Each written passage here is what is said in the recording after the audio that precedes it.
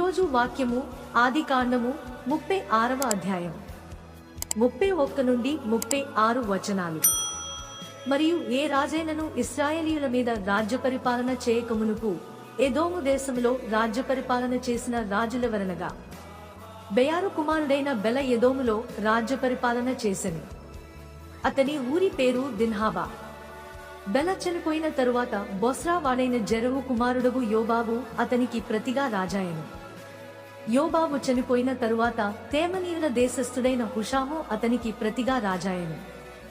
Husham చనిపోయిన తరువాత మోయాబు దేశమందు మిద్యానును కొట్టివేసిన బదదు కుమారుడైన హదదు అతనికి ప్రతిగా రాజాయెను.